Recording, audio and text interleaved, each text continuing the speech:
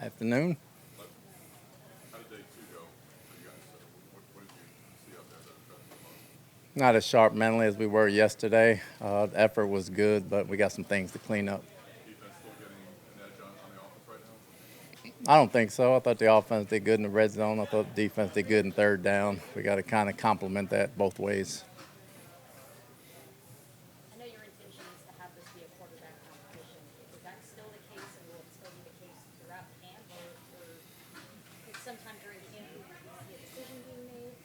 Well, sometime during camp or right after camp, there will be a decision made. It's still a quarterback competition right now. I'm not going to award nobody in shorts and T-shirt. And I know Rick had asked this before too, but I mean, is there a risk though to kind of waiting because much of the way of your team's identity is kind of crafted after the quarterback, and you know. In any competition, there's waiting involved. You have to see who wins out and win the competition. So we're good. But are you worried at all about like the starter not getting a? Not at all. Todd at receiver, I think you know who your top three are. Anybody jumped out to you, the young guys that are competing for the backup job? Obviously, we drafted Nebraska's very fast. Jarrett's very good. Even TCU has played. We got a lot of guys. Warner's done some good things. Miller's done some good things. We got a lot of guys competing. Route-wise and intelligence-wise, they're about the same. It's completely different in pads when they're getting rerouted and they have to block and do things. So it's hard to gauge them right now, but mentally, I like where they're at. Speaking of receivers, Russell Gage has missed the entire OTAs and minicamp with an injury.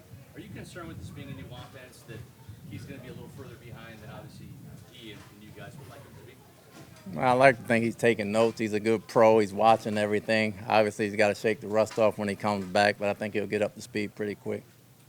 The quarterbacks are, they're saying your mix and match defense is giving them fits over there. You taking any pride in that? How much are you showing them? No, because they're learning a new offense, and then they're seeing a different defense at the same time. So it'll equal itself out in training camp, and they'll see probably all the blitzes they're going to see all year in this training camp. I don't take any pride in that from a defensive standpoint. It's giving them looks to talk about and conversations to have, but they've made their plays as well. So it's got a specific purpose. Yes, it does.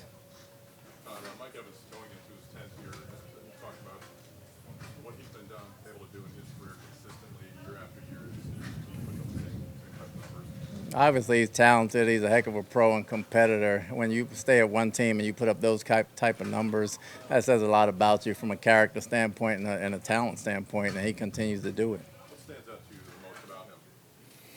His unselfishness. You know, he's willing to go in there and block. He's willing to run the short routes, the deeper routes. He's willing to pick for people when he gets a chance. So his unselfishness and his competitiveness. Can we talk enough about his durability and his availability? Because that's a position that, you know, injuries happen and guys miss games, but he's been remarkably available throughout his career. That's a credit to him training, obviously. He's a big receiver. He's a long receiver, but he takes care of his body very well, and he competes like a defensive player. So he's an offensive defensive player, so I think that helps with his mentality. About turnovers, and it seems like guys are in position to make plays in practice, but he's just not catching it. Starts there, right? Got to do a better job catching the ball. Offensively, obviously, we don't want to turn it over. Defensively, we talked about it, and we drill it all the time, talking about getting turnovers. We just got to come down with them. Did you in practice after a bad snap for any particular reason, or was the script just going with that? No, we went kind of long. We got a lot of guys running around, so we're not going to get much out of one more day. Todd, to the same extent of what you were talking about with Mike, just what does it mean to have Levante David back this season, considering you're able to sign him? Obviously, he calmed the defense down. Mentally, he's our mental leader on the defensive side of the ball. He got playmaking ability. He understands the scheme a lot and building some guys around him. I think it's good for the young guys to watch how he trains and be professional. I think they can learn a lot from him.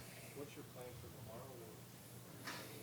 We'll go in the morning early. We may cut his period short here and there, but we'll cut. We need to get some work done. We'll get some work done. We've talked about this already, that it's so hard to really like evaluate these French guys when they're not hitting anybody, they're not hitting on the pads. But just your thoughts on your top draft and how he's progressed during the offseason and maybe camp. About who is that? Your top Oh, smart. You know, he's a lot smarter. He's not just a lineman trying to line up and do things. He's trying to understand everything on the defensive line and the offensive line, so he knows how to play. I'm very impressed with that.